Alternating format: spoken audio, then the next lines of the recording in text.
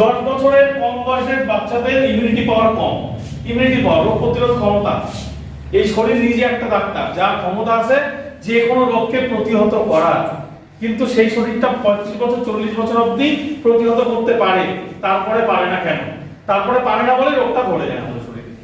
এই ইমিউনিটি পাওয়ারটা একটা সিল দিয়ে দেখানো হয়েছে। তাহলে এই বয়সের বাচ্চাদের, 10 বছরের বাচ্চাদের শরীরে রোগ আসতে পারে না, কিন্তু তার সত্ত্বেও কিছু কিছু আজকের সমাজে দেখা যায় না 10 বছরের বাচ্চারা অসুস্থ, দেখা যায় কিনা? 10 বছরের বাচ্চা অসুস্থ হচ্ছে। তার মানে আজকের যুগে এই বয়সের বাচ্চারা অসুস্থ হয়, যেটা হওয়ার অস্বাভাবিক ব্যাপার। বয়স বাড়ার সাথে সাথে আমাদের এই সিলটা ভাঙতে থাকে, এবং ভাঙছে। ওই প্রথমটা হচ্ছে 60 বছর। তার মানে WHO বলছে 10 বছরের নিচে আর 60 বছরের উপরে লোকেদের ইমিউনিটি পাওয়ার একদম থাকে না। এবার মাঝামাঝি আসি, এটা যদি 10 বছর হয় তাহলে এটা 35 থেকে 40 বছর মিডলটা। তাহলে দেখুন এই জায়গায় ইমিউনিটি পাওয়ারটা একদম ভেঙে অর্ধেক হয়ে গেছে, তখন থেকে রোগ ধরা শুরু হয়। কিন্তু যদি আমি এটা যদি 20 ধরি, 20 বছর বা 20 বছরের পর থেকে যদি আমি এমন কিছু খাই যার দ্বারা আমার ইমিউনিটি পাওয়ারটা হাই থাকে, ইমিউনিটি পাওয়ারটা এরকম ভেঙে না গিয়ে এরকমই থাকে, তাহলে কিন্তু আমার রোগটা আসার চান্স কম। এটাই মেইন কারণ। এবার একদম 60 এ দেখুন, 60 এ গিয়ে দেখুন এই সময়টায় লোক একদম অসুস্থ হয়ে যায়, শয্যাশায়ী হয়ে যায়, রোগে তাকে প্রাণ কেড়ে নেয়। নেক্সট, তাহলে ইমিউনিটি পাওয়ারটা কি? এই যে আমি ইমিউনিটি পাওয়ারটা বোঝালাম একটা ছবি দিয়ে, এই ইমিউনিটি পাওয়ারটা ধরে রাখবো কি করে রাখা? ধরে রাখার উপায় হচ্ছে, প্রথম হচ্ছে নিউট্রিশন, পুষ্টিকর খাবার দরকার আমার শরীরে, পুষ্টিকর খাবার। তো আজকে যে খাদ্য খাবার খাই তার মধ্যে পুষ্টিগুণ আছে ঠিকঠাক? কি বলেন? আমরা যারা যুক্ত তারা না বলে, যারা নতুন এসেছে তারা একটু বলুন, বোঝার বিষয়টা তাদের না। যারা নতুন এসেছেন তারা কি বলেন, আজকে খাবারে কি পুষ্টিগুণ আছে? নেই।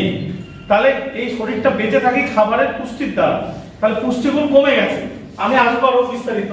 তাহলে নিউট্রিশন প্রপার আমরা পাচ্ছি না, যে খাদ্য খাবার খাই তার মধ্যে প্রপার নিউট্রিশন আমরা পাচ্ছি না।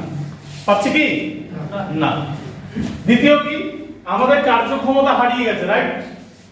যারা চাকরি বাকরি করে তারা কি করে, সকালে ঘুম থেকে উঠে খাওয়া দাওয়া করে অফিসে গিয়ে সারাদিন বসে থেকে বাড়িতে চলে আসে। ফিজিক্যাল কোনো এক্সারসাইজ করলো কি? সে করলো।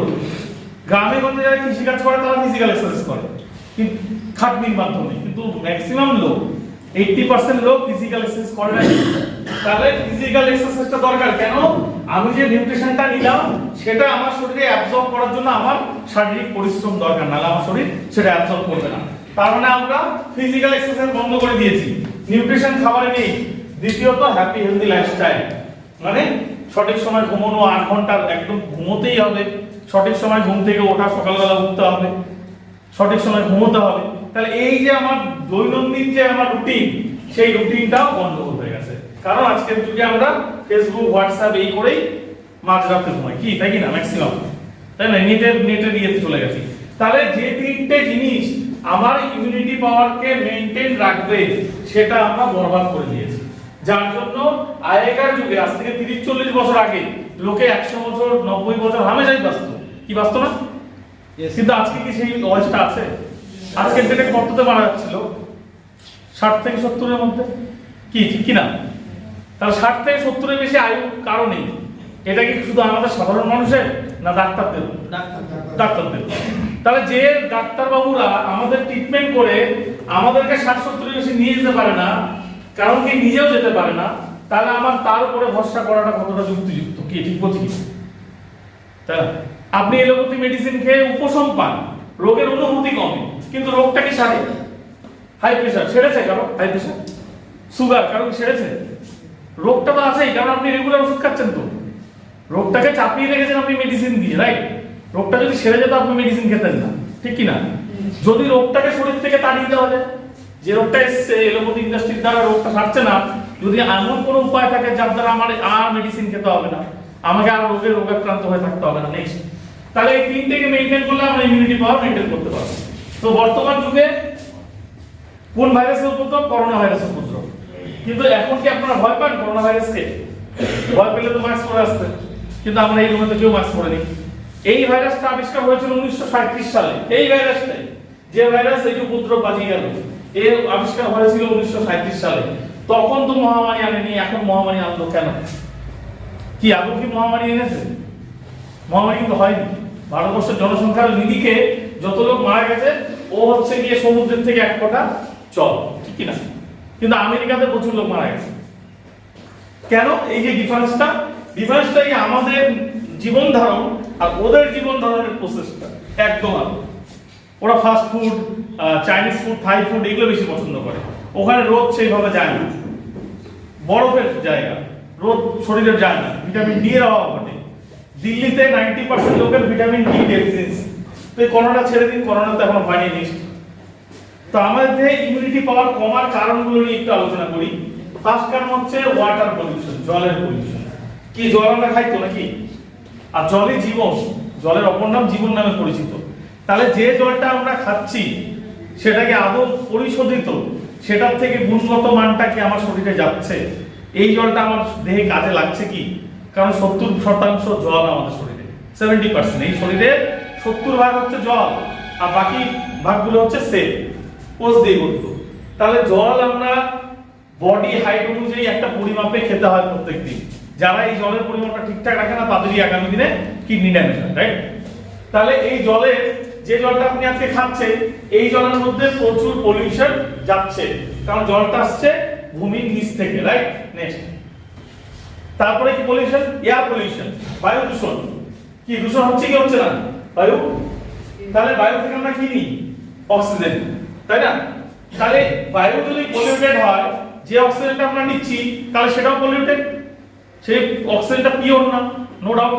তাহলে এই অক্সিজেনের দ্বারা শরীর বাঁচে, অক্সিজেনের সাথে সাথে আমরা দূষণকে নিচ্ছি শরীরে। নেক্সট, মোবাইলগুলো কাইন্ডলি একটু সাইলেন্ট করে রাখবেন, হ্যাঁ, গুরুত্বপূর্ণ আলোচনা। তৃতীয় হচ্ছে খাদ্য। তাহলে ফার্স্ট জল, দ্বিতীয় বায়ু, থার্ড হচ্ছে খাদ্য। কি? জল, বায়ু আর খাবার, এই তিনটে দিয়ে আমরা বেঁচে থাকি। তাহলে দুটো পলিউশন আমি দেখালাম, থার্ড হচ্ছে খাদ্য। এবার খাদ্যের পলিউশন কি রকম?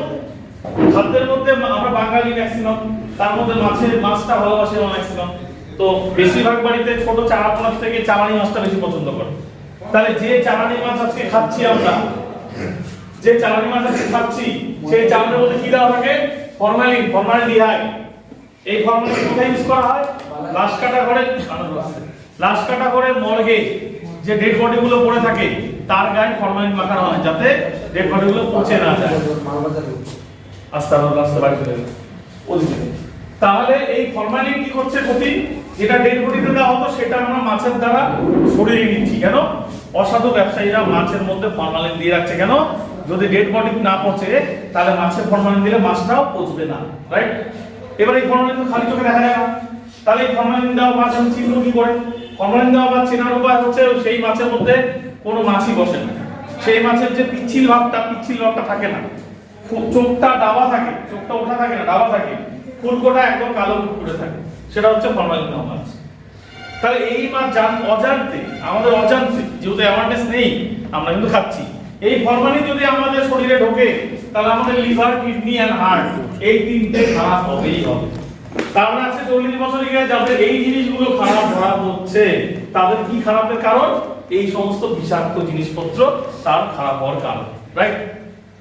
এটা যদি আরো দীর্ঘমেয়াদী ভাবে আমরা খেতে থাকি, লং রান, তাহলে মে কজ ক্যান্সার আপনার শরীরে হবেই হবে। এবার ক্যান্সারটা কি বাইরে থেকে ধরা আমাদের দেহে? না, আমাদের শরীরে প্রতিদিন 1 লক্ষ ক্যান্সার কোষ তৈরি হয়, 1 লক্ষ ক্যান্সার কোষ। এবার এই কোষগুলো কেন আমাকে ক্যান্সার করতে পারে না? কারণ আমার শরীরে রোগ প্রতিরোধ ক্ষমতা অত্যাধিক পরিমাণে ভালো, সেই ক্যান্সার সেলটাকে মেরে ফেলতে পারে আমার শরীরে।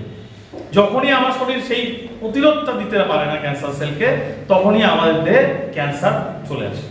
আর ক্যান্সার আসলে জানেনি মানুষ বাঁচে না, রাইট? নেক্সট, আর একটা খাদ্যর কথা বলি, ব্রয়লার মুরগি, রাইট? কম বেশি মানুষ সবাই খায়।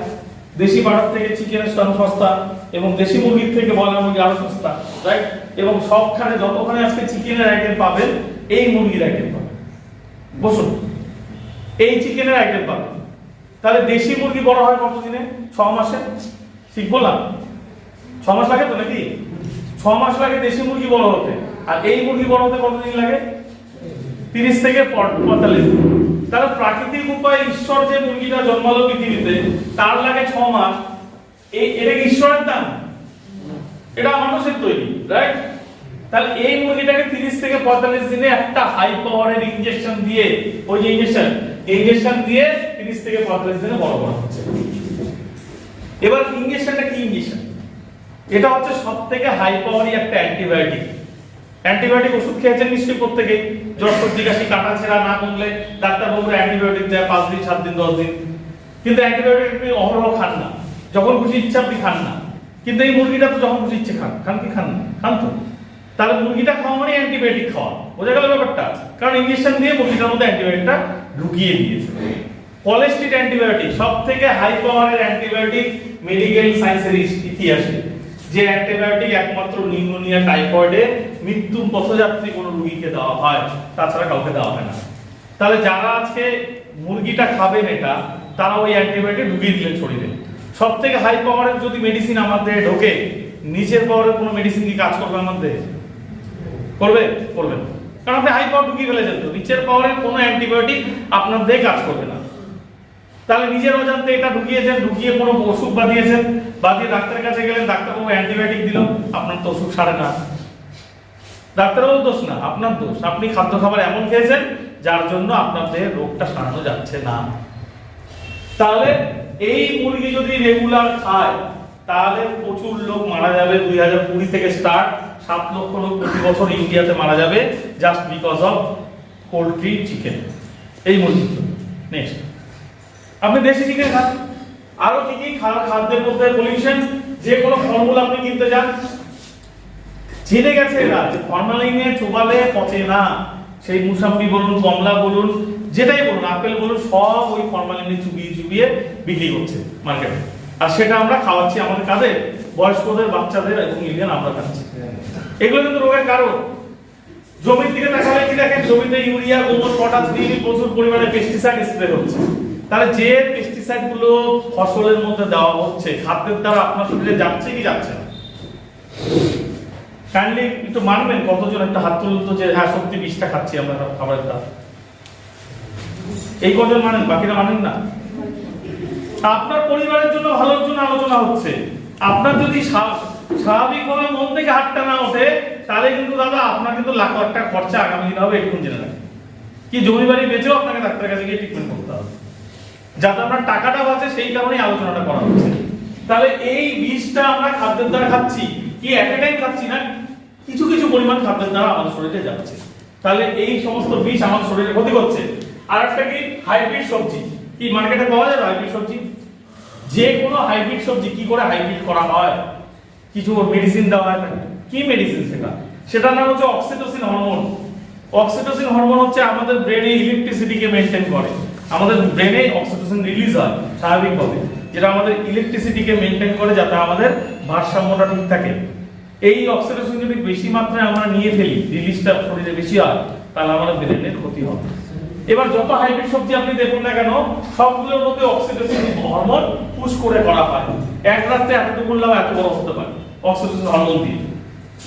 এই হরমোনটা আজকাল মোবাইল সাইড করুন, এই হরমোনটা আজকাল গরুকে দেওয়া হচ্ছে। যে গরুটা 5 লিটার দুধ দেয়, তাকে যদি এটা পুশ করে 10 লিটার দুধ দেবে।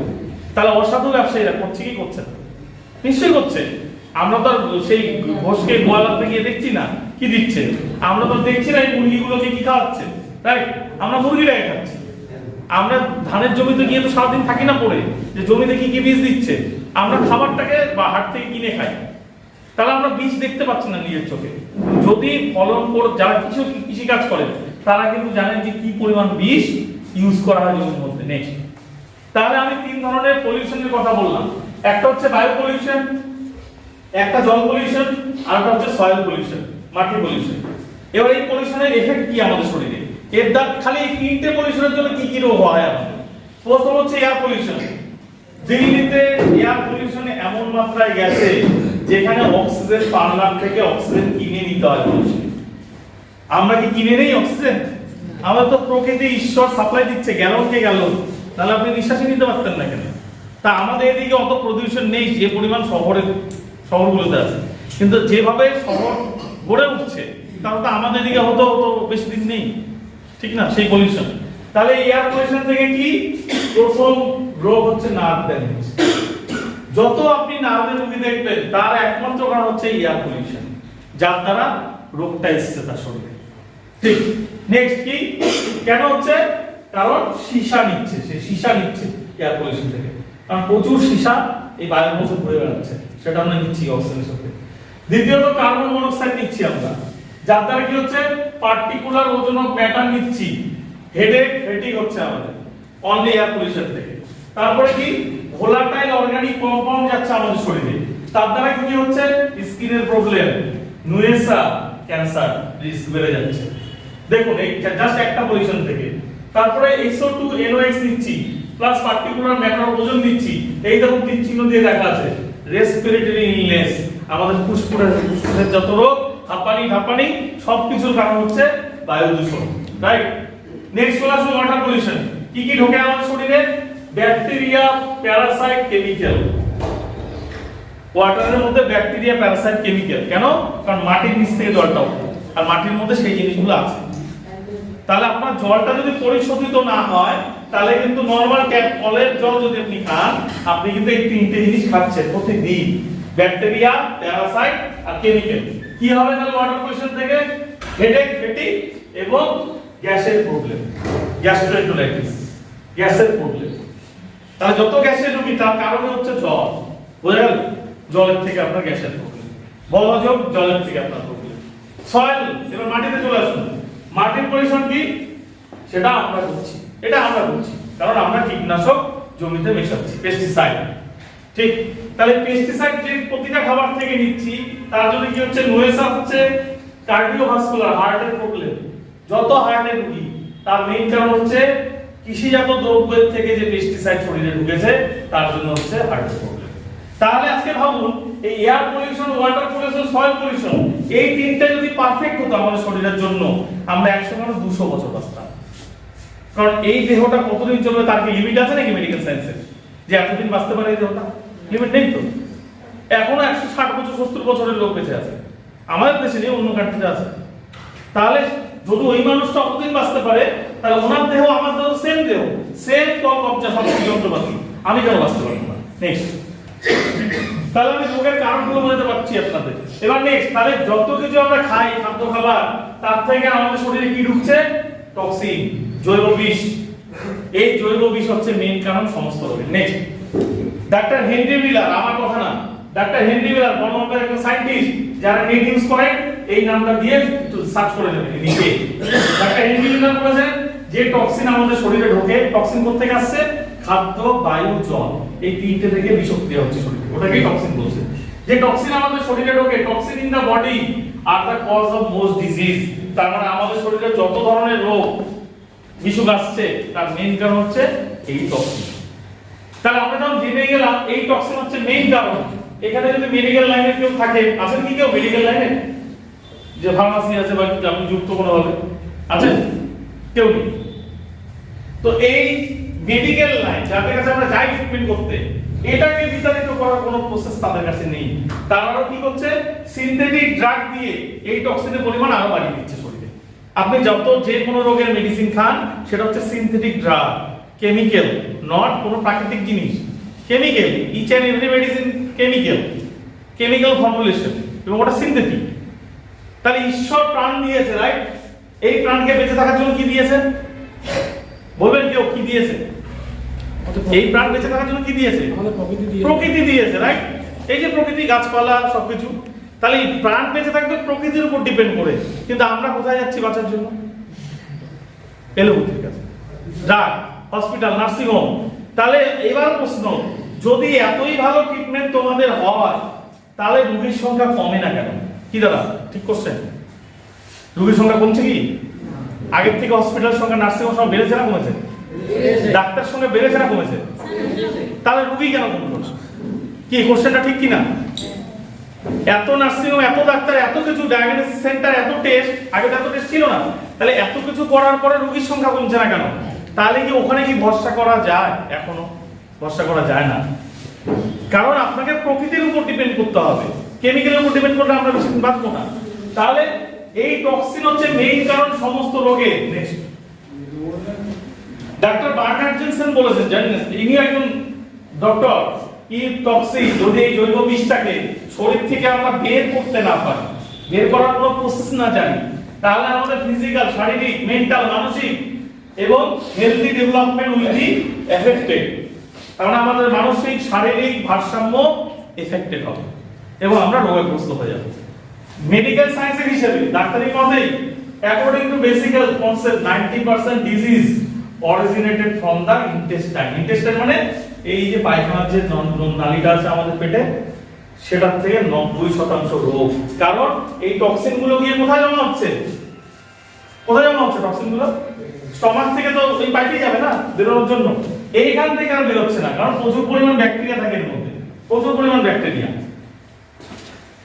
তাহলে এই ইন্টেস্টাইনটা যদি ক্লিন করা যায়, যার দীর্ঘ হচ্ছে 28 মিটার, 28 ফিট লম্বা এই পায়খানার নালীটা, তাহলে 28 ফিট লম্বা নালীর নোংরাটা একদিনে বেরোয় না, রাইট? একদিনে বেরোয় না। কিন্তু আপনি ইচ্ছা করে গিয়ে টয়লেটে বসে করতে পারবেন না, পারবেন কেউ? আপনার যখন চাপ দেবে তখনই আপনাকে দৌড়তে হবে। তাহলে চাপটা দিচ্ছে কি করে? আপনি খাচ্ছেন, সেটাই সেখানে জমছে, জমতে জমতে জমতে জমতে ওভারলোড যখন হয় তখন চাপ হবে। তাহলে একদিনে বের করা সম্ভব না। এমন কোন প্রসেস মার্কেটে এসেছে যেটা ইন্টেস্টাইনকে একদম পরিষ্কার করে দেবে, কোন নোংরাই থাকবে না ওর মধ্যে, যা টক্সিন আপনি জমিয়েছেন। নেক্সট, তাহলে এই টক্সিনের জন্য কি কি উপলব্ধি পাই আমরা, কি কি আসে আমাদের দেহে? প্রথমে কিছু তো উপশম দেখায়, এগুলো কি দেখায়? ফেটিক, হেডেক, মাথা ব্যথা, শরীর ব্যথা, খিদে নেই, নো অ্যাপিটাইট, ডিজিনেস, অলসতা, ইনসোমনিয়া, ঘুম আসে না, উইক ইমিউন সিস্টেম। এটা তো আমরা বুঝতেই পারি না, কারণ এটা মেজারমেন্ট করার কোনো মেশিন নেই মার্কেটে। এবং কোল্ড অ্যান্ড ফ্লু, জ্বর সর্দি কাশি লেগেই থাকে আমাদের। এবং শরীর ডিজিনেস, অলসতা মানে কি? আমার শরীরটা চলছে না। কি মনে হয় কি এখানে এখানে যতজন আছেন, কারো এমন আছে যে কোনোদিন মনে হয়নি অলসতা? থাকলে হাত তুলবেন আগে, যে না আমার কোনোদিন আজ অব্দি অলসতাই মনে হয়নি। আছেন কেউ? কোনোদিনও মনে হয়নি? হ্যাঁ, সেটাই বলছি যে এমন কোন লোক আছেন কি যে জন্মের পর থেকে আজ অব্দি অলসতা মনে হয়নি? তার মানে প্রত্যেকের হয়েছে। কিন্তু তার মানে এই যে কারণগুলো বললাম প্রত্যেকটা মানুষের ক্ষেত্রে ঘটছে। তাহলে এই রোগগুলোকে আমরা কি অবহেলা করি, কারণ এগুলো আমাদের সেরকম কাহিল করে না। জ্বর হলে পরে আমরা প্যারাসিটামল কিনে খাবো, গা ব্যথা হলে প্যারাসিটামল কিনে খাবো, আমরা ডাক্তারের কাছে যাবো না। মাথা ব্যথা হলে আমরা একটা স্যালাইন কিনে খাবো, রাইট? হজমের গন্ডগোল, ওখানে গিয়ে বলা একটা হজমের সিরাপ আমরাই আমাদের ডাক্তারি করি। কিন্তু যেমন বাইক গাড়ি চলতে চলতে যদি ঝাঁকি দেয়, কি বুঝবেন আপনি? চলছে না, ঝাঁকি দিচ্ছে, তাকাচ্ছে না, কি বুঝবেন? তেল শেষ। তাহলে গাড়িটা যদি বোঝেন তেল শেষ, আপনার শরীরও তো আপনাকে বোঝায় যে আমি আর চলতে পারছি না, ওটাই তো অলসতা। আপনার শরীরটা তো গাড়ি, একটা ইঞ্জিন, এও তো বোঝাচ্ছে আপনাকে যে আমি আর চলতে পারছি না, কিন্তু আপনি জোর করে তাকে চালাচ্ছেন। ওটা যদি একবার ঝাঁকি মারে, আপনি সাথে সাথে তেল দেখবেন, তেল যদি ঠিক থাকে আপনি গ্যারেজে দৌড়াবেন তাতে, তাই না? কারণ ওটা আপনার ভেহিকেল, একটা গন্তব্য থেকে আরেকটা গন্তব্যে যাওয়ার মাধ্যম। ওটা যদি খারাপ হয় আপনি বাড়িতে পৌঁছাতে পারবেন না, আপনার বাড়ির লোক দুশ্চিন্তা করবে, রাইট? কিন্তু আপনি যদি দুনিয়াতেই না থাকেন, আপনার বাড়ির লোক দুশ্চিন্তা করবে না? যারা আপনার উপর ডিপেন্ডেন্ট, আপনি যদি না থাকেন তাদের অবস্থাটা কি হবে আপনি একবার ভাববেন না? ঠিক বললাম না ভুল বললাম? তাহলে গাড়িটা যদি জানান দেয় যে আমি আর চলতে পারছি না, আপনার শরীরটা আপনাকে জানান দেয় যে না আমার এবার খাদ্যের দরকার, আমার এবার এই নোংরার টেক কেয়ার দরকার, যত্ন নাও আমার, কিন্তু আমরা সেই যত্ন নেই না, রাইট? নেক্সট, এগুলো অবহেলা করার জন্য যে রোগগুলো চলে আসে আমাদের শরীরে, এগুলো হাই ব্লাড প্রেশার, তারপরে heart disease, stomach ulcer, mental problem, diabetes, liver problem, kidney problem, cancer. দাদা এগুলো মারণ রোগ কি মারণ রোগ না? মারণ রোগ প্রত্যেকটা। হার্টের রোগে লোক মারা যায়, কিডনি ড্যামেজে লোক মারা যায়, ক্যান্সারে লোক মারা যায়, হাই ব্লাড প্রেশার স্ট্রোক হয়ে মারা যায়, রাইট? প্রতিটা রোগে, সুগারে মারা যায়, মেন্টাল প্রবলেম মারা যায়, সব রোগে মারা যায়, ঠিক? তাহলে এই রোগগুলো ট্রিটমেন্টের জন্য যখন আমাদের ধরে গেল, আগেরগুলো অবহেলা করার জন্য আমরা তখন ছুটি তথাকথিত মেডিকেল ইন্ডাস্ট্রির কাছে। সেখানে গিয়ে কেউ সুস্থ হয়েছেন হাত তুলতে পারবেন এমন যে আমি পুরোপুরি সুস্থ, কোনো মেডিসিন খাই না? আছে না এই করে কেউ যে আমি মেডিসিন খাই না কোনো, আমি পুরোপুরি সুস্থ? আছে নাকি? বুঝতে পারছেন তো অবস্থাটা? তাহলে মেডিসিন আপনাকে নিতে হচ্ছে, একটা এক্সট্রা খরচা আপনার বার্ডেন চলে আসলো। তাহলে এই রোগগুলো আসার কারণ কি? ওই যে কারণগুলো আগে দেখালাম, এয়ার পলিউশন, জল দূষণ আর খাদ্য দূষণ, তার থেকে এতগুলো রোগ। তাহলে এই খাদ্যকে আমরা ভালো করতে পারবো না, কারণ কি ইন্ডিভিজুয়ালি আমাদের হাতে নেই কৃষি কাজটা আমি করে আমি খাবো। জলটা আমার হাতে নেই যে জলটা আমি ভালো করে খাবো। হ্যাঁ, আমার টাকা থাকলে আমি দামি পিউরিফিকেশন কিনে খেতে পারি জল পিউরিফাই করে, কিন্তু এই বায়ুটাকে কি করে পলিউশন মুক্ত করবেন? বায়ু তো আপনার হাতে নেই। তাহলে প্রচুর পরিমাণে গাছ লাগাতে হবে আমাদের বায়ুকে পলিউটেড থেকে বাঁচাতে গেলে। সেই দায়িত্বটাও আমরা নেব না, কারণ অত ধৈর্য আমাদের নেই। তাহলে যেহেতু আমরা কিছুই করতে পারবো না, তাহলে এই তিন ধরনের পলিউশন থেকে বাঁচার কি উপায় আছে, কি করে আমরা বাঁচতে পারি কিছু না করে? নেক্সট, ভালো কথা, এই রোগগুলোর জন্য যেখানে যাই আমরা, কি মেডিকেল ইন্ডাস্ট্রি ডাক্তারের কাছে, কি এক ডাক্তারের কাছে গেলে সারে রোগ? প্রথমে তো ময়নাগুড়ি দেখাবে, ময়নাগুড়ি না হলে কোথায় যাবেন? নেক্সট শিলিগুড়ি যাবেন, কি যাবেন না? যাবেন কি যাবেন না? শিলিগুড়ি না হলে কলকাতা যাবেন, কলকাতা না হলে ব্যাঙ্গালোর যাবেন, ভেলোর যাবেন, এইভাবে যেতে থাকবেন আর টাকা ধ্বংস হতে থাকবে। মেডিসিন কিন্তু পিছন ছাড়বে না, করতে করতে কি হবে? আপনার পকেটটা খালি। এই জায়গাটা থেকে আমরা আপনাকে কথা দিতে পারি, নেক্সট যে প্রসেসে আমরা মানুষকে সুস্থতা দিচ্ছি সেটা কি? আমাদের শরীরে 100 ট্রিলিয়ন কোষ, 100 ট্রিলিয়ন কোষ আছে, এটাকে কোষ বলে। এই কোষের সমষ্টি হচ্ছে এই দেহ, 100 ট্রিলিয়ন কোষ। এই কোষের সমষ্টিকে বলা হয় টিস্যু, টিস্যুর সমষ্টিকে বলা হয় অর্গান। 108টা অর্গান আছে, তার মধ্যে আধারটা অর্গান নেই, 22টা অর্গান আরো ইম্পর্টেন্ট। তাহলে এই অর্গানগুলো যখন খারাপ হয়, যখন আমরা রোগ আক্রান্ত হই, তখন এখানে বুঝি, তখন আমরা দৌড়ি ডাক্তারের কাছে। কিন্তু রোগ কিন্তু ধরে গেছে এখানে, এই যে রোগ কিন্তু ফার্স্ট ধরে এখানে। কেন? জল দূষণ, বায়ু দূষণ, খাদ্য দূষণ থেকে যে টক্সিনটা ঢুকলো সেটা অ্যাটাক করে কোষকে। তাহলে কোষ যদি ডিজিজ ক্রান্ত হয়, নেক্সট টিস্যুতে চলে যাবে রোগ, কারণ এটা দিয়ে এটা তৈরি। এবার এখানে যেহেতু সংখ্যাটা অনেক 100 ট্রিলিয়ন, তাই আমরা বুঝতে পারি না যে আমরা রোগাক্রান্ত। WHO এটাকে প্রি ইলনেস বলছে, যে রোগটা অনেক আগে থেকে শুরু হয়ে যায় মানুষদের। নেক্সট, তাহলে রোগটা যখন এখানে ট্রিটমেন্ট হলো না, এখানে হলো না, ওখানে চলে যায়। এখানে যাওয়ার পর আমরা ডাক্তারের কাছে যাই, নেক্সট এন্টার হ্যাঁ, এই ইন্ডাস্ট্রির কাছে চলে যাই ট্রিটমেন্ট নিতে। এই ইন্ডাস্ট্রি মেডিসিন দেয়, ঠিক দেয়। নেক্সট কি? ওখানে ট্রিটমেন্ট হয়। এই হার্টের অর্গানের মধ্যে ট্রিটমেন্ট হয়। অর্গানের ট্রিটমেন্ট হওয়া সত্ত্বেও আমাদের রোগ সারানো, এটা আমরা প্রত্যেকে মানলাম। কিন্তু এখানে গিয়ে যখন রোগ ভালো হয় না, কি হয়? যার হাই প্রেসার ছিল তারই কোলেস্টেরল বাড়ে, তারই ইউরিক অ্যাসিড বাড়ে, তারই অনেক প্রবলেম শুরু হয়ে যায়। তাহলে একের পর এক রোগ বাড়তে থাকে। কেন? কারণ টক্সিন তো অলরেডি আমাদের ছিলই। আমরা যে মেডিসিনটা ডাক্তারবাবুর কাছ থেকে নিয়েছি সেটাও টক্সিন রূপে আমাদের দেহে ক্ষতি করছে। আপনি ভাবছেন যে মেডিসিনটা খেয়ে ভালো আছি, না, ওটারও সাইড এফেক্ট আছে। প্রতিটা মেডিসিনের সাইড এফেক্ট আছে। এগুলো কি গ্যাসের ট্যাবলেট বলবেন, কি কাফ সিরাপ বলবেন, প্রত্যেকটা মেডিসিনের সাইড এফেক্ট আছে। নেক্সট, একটা জোরদার হাততালি চাই। মোরিঙ্গা অর্গানিক্স এমন একটা কোম্পানি যার লঞ্চ হয়েছে 9 বছর হলো। এমন একজন মহিষী নারী সায়েন্টিস্টের দ্বারা দীর্ঘ 24 বছরের একটা আবিষ্কার। এটা আবিষ্কার, this not medicine, this not others thing, এটা একটা ফর্মুলেশন। এই আবিষ্কারটা করতে 24 বছর টাইম লেগেছে, যেটা আপনার সেলকে পরিষ্কার করবে, সেলকে খাবার দেবে। তার মানে সঠিক খাবার পায়নি শরীর, এবং তার সাথে উপরন্তু বিষ ঢুকেছে। তাহলে গিয়ে সেটা কোষকে আক্রান্ত করেছে, সেই কোষ থেকে প্রতিটা নোংরাকে বার করবে এবং একে সঠিক পুষ্টি দিয়ে তরতাজা রাখবে, যাতে কিনা রোগটা আপনার দেহে না আসতে পারে। তাহলে যদি সেল ভালো হয়, নেক্সট পড়ে যাবে, সেল যদি ভালো হয়, সেল থেকে রোগ চলে যাবে, সেল থেকে চলে গেলে টিস্যু থেকে চলে যাবে, টিস্যু থেকে রোগ চলে গেলে অর্গান থেকে চলে যাবে। তার মানে আজকের ডেটে যে মানুষটা সুস্থ, সে যদি এটা খায়, তার দেহে আগামী দিনে কোনো রোগ আসবে না। আর যে লোকটা অসুস্থ, সে যদি খায়, তার দেহ থেকে রোগটা আস্তে আস্তে চলে যাবে। এটা হচ্ছে সায়েন্স, বিজ্ঞান। আর এটাই হচ্ছে হিউম্যান বডি সায়েন্স। এটা বিজ্ঞান, কিন্তু এমন না যে গল্প দিচ্ছি, এটা বিজ্ঞান। তাহলে নেক্সটে যদি সবখান থেকে রোগ চলে যায়, নেক্সট নেক্সট নেক্সট তাহলে নেক্সট এটা আপনার সিস্টেম, যে ইঞ্জিনটা আপনাকে চলতে সাহায্য করে।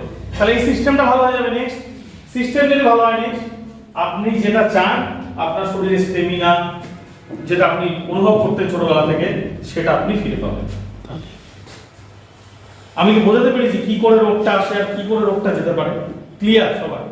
নেক্সট, এই হচ্ছে ভদ্রমহিলা যার নামে আমি আপনাদের কাছে ডাক্তার করেন ভিয়েরা। ডাক্তার করেন ভিয়েরা উনি হচ্ছে নাসার একজন সায়েন্টিস্ট। নাসা মানে আমেরিকার নাসা, যেখান থেকে মহাকাশে রকেট যায়, রাইট? যারা রকেটে করে যায় তারা ভাত ডাল মাছ মাংস নিয়ে রকেটে ওঠে না, জানেন তো এটা? তারা ক্যাপসুল খায়। তাদের খাবারটা হচ্ছে ক্যাপসুল ফর্মে, ওরা ক্যাপসুল খেয়ে বেঁচে থাকে। মানে অত কিছু খাবার থেকে ওই খাবারের যে জিনিসটুকু আমার শরীরে দরকার, সেটা বের করে ক্যাপসুল ফর্ম করা হতো। সেটা কে বানাতো? এই ভদ্রমহিলা বানাতো। সেই বানানোর অভিজ্ঞতা থেকে 24 বছরের দীর্ঘ সাকসেসফুল রিসার্চের পরে প্রাকৃতিক কিছু উপাদান উনি খুঁজে পেয়েছেন, যার মধ্যে এমন কিছু খাদ্যগুণ আছে যেটা যদি মানুষকে খাওয়ানো যায় মানুষের কোনোদিন দুরারোগ্য ব্যাধি হবে না, হতে পারে না। আজকে আমি 4 বছর হলো এখানে আছি, আমি 4 বছর ধরে এটা খাই, কিন্তু আমার সাথে 22 বছরের ছেলে একটা পারবে না, স্টেমিনার দিক দিয়ে পারবে না। কারণ 4 বছরের যে এই যে দূষণের যা খেয়েছি, যা বের করেছি, যা এখন দিচ্ছি, সেটা শক্তি অপরিসীম। তাহলে 24 বছরের দীর্ঘ research, successful formulation and breakthrough innovation and most result oriented result. তার মানে আপনি ভাববেন যে আমি যা বলবো এটা রেজাল্ট দেবে কিনা, 100% result, 100% satisfaction, result oriented formulation all over the world. সারা পৃথিবীতে এই রকম কোনো ফর্মুলেশন নেই, সারা পৃথিবীতে। তার আবিষ্কার। তো এটা কি কি দিয়ে তৈরি, কোথা থেকে তৈরি? প্রথম হচ্ছে ল্যান্ড, ভূমি থেকে নিয়েছে, সমুদ্র থেকে নিয়েছে এবং মাউন্টেন থেকে নিয়েছে, পাহাড় থেকে নিয়েছে, যে উপাদানগুলো নিয়েছে, যেটা কিনা surprising new discovery to help you rejuvenate your body, restore your health and revive your life. আপনার শরীরকে পুনরুজ্জীবিত করতে পারে, পুনরায় আবার ফিরিয়ে আনতে পারে। যেটা প্রথম আবিষ্কার হচ্ছে সেটা হচ্ছে মোরিঙ্গো ফাইটোসাইন, যেটা কিনা একটা দিয়ে 320টার উপরে রোগকে কিওর করা সম্ভব। কিওরের কথা বলছি আমি, রোগ থাকবে না শরীরে। 320 কেন একটা দিয়ে? কারণ ওই যে রোগের কারণ বলেছি, দূষণ আর হচ্ছে গিয়ে খাদ্যের অপুষ্টি। এই দুটোকে যদি পূরণ করা যায় শরীরে, তাহলে কোনো রোগ আপনার থাকবে না। আর যেটা কি বলেছিলাম, ইমিউনিটি পাওয়ার আমাদের কমে যাচ্ছে, রাইট? এটার কাজই হচ্ছে প্রথম স্ট্রেংথেন ইমিউনিটি সিস্টেম, আপনার শরীরে ইমিউনিটি, রোগ প্রতিরোধ ক্ষমতাকে বৃদ্ধি করে। এটাই হচ্ছে এটার প্রধান কাজ। রোগ প্রতিরোধ ক্ষমতা বৃদ্ধি পেলে আপনার শরীরে কোনো রোগ থাকবে না। দ্বিতীয় হচ্ছে ক্লিনজিং টক্সিন আউট। আপনি যে দূষণটা আজ অবধি শরীরে ঢুকিয়েছেন, আপনার যদি 60 কেজি ওজন থাকে, আপনার 600 গ্রাম টক্সিন নিয়ে আপনি ঘুরছেন। আপনার যদি 80 কেজি ওজন থাকে, আপনি 800 গ্রাম টক্সিন নিয়ে ঘুরছেন। এই 800 গ্রাম টক্সিনকে যদি শরীর থেকে না বের করা যায়, তাহলে কিন্তু আপনি কোনোদিনই রোগ মুক্ত হবেন না। তাহলে ক্লিন টক্সিন আউট, তাহলে আপনার শরীরের এই যে টক্সিন, এটাকে ক্লিন করতে সহায়তা করে, মানে পেচ্ছাপ মল দিয়ে এটাকে বার করতে হবে। Increase energy, stamina, ভিগর, Vitality. আপনার এনার্জি বাড়িয়ে দেবে। আপনি যখন এটা খাওয়া শুরু করবেন, 20 থেকে 25 দিন পরে আপনি অনুভব করবেন যে কি পরিমাণ শক্তি আপনি পাচ্ছেন, রাইট? তারপরে রেগুলেট ব্লাড সুগার লেভেল, এটা সুগারকে কন্ট্রোলে রাখে। তার মানে সুগারের রুগীকে দিলে সুগার অটোমেটিক্যালি নরমালে চলে আসবে, একদম নরমালে চলে আসবে। রেগুলেট ম্যানেজ কোলেস্টেরল লেভেল, আপনার কোলেস্টেরল লেভেলকে মেইনটেইন করে। রেগুলেট ব্লাড প্রেসার, প্রেসারকে কন্ট্রোল করে। আমি তার জলযুক্ত প্রমাণ, আমি টেলিস্টাইম 40 খেতাম, টেলিসার্টেন 40 mg 5 mg অ্যামলোডিপি, যে প্রিপারেশনটা আমি 11 মাস প্রেসার ট্যাবলেট খেয়েছি, কিন্তু আজকে আমার প্রেসার 120/80 উইদাউট কোনো মেডিসিন, উইদাউট মেডিসিন। আমার প্রেসারই নেই এখন, কারণ 40-এর পরে তো রোগগুলো ধরে না। তা আমার 43, আমারও তো রোগ ধরবে, স্বাভাবিক ব্যাপার। আমার থাইরয়েড ছিল, আমার গলব্লাডার অপারেশন হয়েছে আজ থেকে 7-8 বছর আগে, তখন আমি এটা পাইনি। এটা যদি পেতাম আমার গলব্লাডার কাটতে হতো না, পাথরটাকে গলিয়ে দিত এটা। তারপরে গলব্লাডার স্টোন কমে, যে কোনো শরীরের টিউমার বলুন, ব্রেস্ট টিউমার, ইউটেরাসের টিউমার, যে কোনো জায়গায় টিউমার হোক, টিউমারকে সারিয়ে দেয়। Gastric ulcer, sugar, high pressure, thyroid, ঠিক আছে, রক্তকে পিউরিফাই করে। এবার দেখুন মজার বিষয়, শরীরে কি চলাচল করে? রক্তই চলাচল করে, ওটাই শরীরের তেল। তাহলে এই তেলটার মধ্যে নোংরা আছে কি নেই? নিশ্চয়ই আছে। আর তেলটা কোথায় যায়? হার্টে যায়, রাইট? হার্টে তো পাম্পিং করে। তাহলে নোংরা অপরিশোধিত রক্ত যদি হার্টে বারবার যায়, হার্ট খারাপ হবে কি হবে না? এই জন্যই হার্ট খারাপ হয়। তাহলে রক্ত যদি পরিশোধন করা যায়, শরীরের রক্তকে যদি পিউরিফাই করতে পারে, তাহলে ভালো রক্ত যাবে। লিভারে তৈরি হয় রক্তরস, সেই রক্তরসটা গিয়ে মজ্জা থেকে রক্তরস পায় লিভার, লিভার থেকে রক্তটা গিয়ে হার্ট যায়, হার্ট থেকে সারা শরীরে আপনার প্রবাহিত হয়।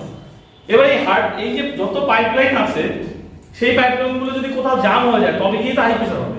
কারণ এতদিন ধরে রক্ত চলাচল করছে, নোংরা জমে জমে জমে জমে পাইপলাইন শুরু হয়ে যায়, তার জন্য রক্তটা ইলাস্টিসিটি কমে যায় ভেইনে, যার জন্য রক্ত গেলে চাপ সৃষ্টি হয়, এটাই হাই প্রেসার। তার মানে নোংরা জমে গেছে, সেই টক্সিনটাকে বার করলেই আর আপনার সেলটা ঠিক করে দিলে ইলাস্টিসিটি বেড়ে যাবে। মেন্টাল অর্গানাইজ এন্ড কনসেন্ট্রেশন, আমাদের মানসিক কনসেন্ট্রেশনকে ঠিক করে। তারপরে may help skin problem such as এক্সিমা, psoriasis এবং এক্সিমাও সারাতে পারে। তো কি দিয়ে তৈরি এটা একটু দেখে নিই। প্রথম হচ্ছে কি সজনে গাছ, মরিঙ্গো অলিভেরা, যেটা কিনা আমাদের প্রধান উপাদান এই ফর্মুলেশনে, যার একার ক্ষমতা 320টারও বেশি ডিজিজকে কিওর এন্ড প্রিভেন্ট করা, সজনে গাছে। দ্বিতীয় হচ্ছে অরিগানো ভালগারে, তৃতীয় হচ্ছে শিলাজিৎ, পাহাড়ের এক প্রকার ঘাম, ফোর্থ হচ্ছে গিয়ে আপনার আমলকি, ফিফথ হচ্ছে মেথি, সিক্স হচ্ছে গিয়ে স্পিরুলিনা সামুদ্রিক শৈবাল, যে শৈবাল খেয়ে সামুদ্রিক প্রাণীরা বছর পর বছর বেঁচে থাকে, প্রচুর বছর বাঁচে, 250-300 বছর বাঁচে একটা তিমি আঙ্গুর। কেন? কারণ সামুদ্রিক শৈবালটা ওরা খায়, ওর মধ্যে প্রচুর পরিমাণে প্রোটিন। টারমারিক, যার মেইন উপাদান হচ্ছে কারকিউমিন, যেটা আমাদের শরীরে ক্যান্সার নাশক, এটা অ্যান্টি ক্যান্সার, এটা যে কোনো ক্যান্সারের রোগী দিলে ক্যান্সার সেরে যাবে, কোনো কেমোথেরাপির দরকার নেই। তারপর হচ্ছে রোজমেরি, তারপর হচ্ছে বেলানার খোসা, লাস্ট হচ্ছে গুলমরিচ। তাহলে যদি আপনি মনে কোনো কনফিউশন থাকে, এত রোগের কথা বললো 320টা রোগ, এত বড় বড় রোগ যেটা ডাক্তার সারাতে পারে না, সেটা কিনা এটা সারাবে, এখানে যদি আপনার মাথায় কোনো প্রশ্ন থাকে, তাহলে আপনি প্রাকৃতিক সম্পদ এদেরকে সন্দেহ করবেন। কথা বলতে পারবেন? আপনার মনে যদি কোনো সন্দেহ থাকে যে না এটা করতে পারে না, তাহলে আপনি সন্দেহ করে নিল কে? আমাদের কেন? আপনার ধারণা নেই প্রাকৃতিক গাছের কি গুণাগুণ। আমলকির গুণাগুণ আছে কি নেই দাদা? আছে। হলুদের গুণাগুণ আছে কি নেই? আছে। তাহলে প্রতিটা উপাদানের গুণাগুণ আছে প্রাকৃতিক, এবং সেটা অর্গানিক। এই উপাদানগুলোর গুণকারী মান আপনি গুগলে সার্চ করে দেখতে পারেন যে এদের কার্যক্ষমতা কতটা, তাহলে আপনার বিশ্বাসটা আসবে। নেক্সট রিসার্চ ফাউন্ডেশন হচ্ছে ওনার স্টেম সেলারি, যেটা কিনা এই যুগে খুব দরকারি আমাদের। কেন কি? স্টেম সেল হচ্ছে এমন একটা জিনিস যেটা কিনা প্রতিটা মায়ের সন্তানের সাথে যে নাড়টা জোড়া থাকে নাভির সাথে, সেই নাড়ের ভিতরে ব্লাডটাকে স্টেম সেল বলা হয়, যার ক্ষমতা যে কোনো রোগকে প্রতিহত করার। যদি কারো স্টেম সেল থেকে থাকে, ইন্ডিয়াতে 70,000 টাকা পার ইয়ার এটাকে রাখা যায়। যদি এখন কোনো বেবি বর্ন হয়, তার মার স্টেম সেলটা রাখা সম্ভব, কিন্তু সেটা বড় লোকদের ব্যাপার, সবার পক্ষে সম্ভব না। আমাদের কারো কিন্তু নেই। তো সায়েন্টিস্ট এটা নিয়ে ভেবেছে তাহলে যাদের স্টেম সেল নেই তারা কি করে বড় বড় রোগ থেকে বাঁচতে পারে। তার জন্য উনি আবিষ্কার করেছেন মনিঙ্গো সেলারি, যেটা কিনা আমাদের শরীরে যে মাস্টার সেল আছে, মাস্টার সেলটা কখন ইনঅ্যাক্টিভ হয় আমাদের শরীরে, যতদিন আমাদের শারীরিক বৃদ্ধি হওয়ার কথা ততটা বৃদ্ধি করিয়ে দিয়ে মাস্টার সেল ইনঅ্যাক্টিভ হয়ে যায়, তখন তারপর থেকে মাস্টার সেল কাজ করে না। এবার ব্রেন সেল ডিজেনারেশন 35 থেকে 55 বছর পর থেকে ব্রেনের সেল ড্যামেজ হতে থাকে, স্বাভাবিকভাবে ড্যামেজ হতে থাকে। আমি যদি সঠিক পুষ্টি তাকে দিতে না পারি, তাহলে সেটা ড্যামেজ হয়ে গিয়ে আমাকে ডিমনেশিয়া বা অ্যালজাইমার্সের মতো বড় কোনো রোগে আমাকে ফেলতে পারে। তাহলে এই রোগগুলো যে কারণগুলোর জন্য আসে, সেটা প্রতিহত করতে পারে আমাদের স্টেম সেল, যেটা কিনা protect longevity skin stem cell, আমাদের স্কিন সেলকে বাঁচিয়ে দেয়, ইউভি টলারেন্স থেকে আটকায়, আমাদের হার্টকে ভালো রাখে, লিভার ফাংশনকে ঠিক রাখে, তারপরে আমাদের এফেক্টিভ ডিটক্সিফাইং এজেন্ট, আমার শরীর থেকে টক্সিন থেকে বের করতে পারে, help reduce brain cell degeneration, যেটা বললাম একটু আগে, ব্রেন সেলের ডিজেনারেশন কাটতে দেয় এটা। তাহলে অ্যালজাইমার্স ডিমেনশিয়ার মতো রোগ আমাদের শরীরে আসতে পারবে না যদি আমরা এটা নিতে পারি। Effective compacting agent and nickel, তার মানে বয়সের একটা ছাপ তো পড়বে, কারণ আমরা দেখে আসছি একটা সার্টেন এজের পরে আমাদের রিঙ্কেল, ঝুড়ি এগুলো পড়ে। তাহলে আপনি যদি এটা নিতে পারেন, তাহলে আপনার শরীরে বয়সের কোনো ছাপ পড়বে না, এবং এটার প্রচুর কার্যকারিতা আছে। ডিটেইলসে আরো আপনাদের যারা ইনভাইট করেছে তাদের কাছ থেকে জেনে নেবেন। এটা কি দিয়ে তৈরি? পেটেন্টেড সুইজারল্যান্ডের অ্যাপেল থেকে তৈরি, পেটেন্টেড সুইজারল্যান্ডের গ্যাস থেকে তৈরি, পেটেন্টেড সিউইড গ্যাস অস্ট্রেলিয়া থেকে নেওয়া, অশ্বগন্ধা আগে আগে আগে চলে গেল কেন, বেদানার খোসা ইন্ডিয়া থেকে, অশ্বগন্ধা ইন্ডিয়া থেকে, এবং ইসরায়েলের পেটেন্টেড টমেটো। এই 6টা প্রাকৃতিক উপাদান থেকে স্টেম সেলগুলো নেওয়া, যেটা কিনা মায়ের স্টেম সেলের সমপরিমাণ ক্ষমতা সম্পন্ন। নেক্সট এবং লাস্ট যেটা কিনা আছে সেটা হচ্ছে অ্যান্টিভাইরাল। পুরোপুরি ভাইরাল ঘটিত, ব্যাকটেরিয়া ঘটিত যত রকম ডিজিজ আছে সেটাকে প্রিভেন্ট করার ক্ষমতা হচ্ছে জয়জিনিয়া। এই তিনটেই রিসার্চ ফাউন্ডেশন আমাদের সায়েন্টিস্টের আবিষ্কার।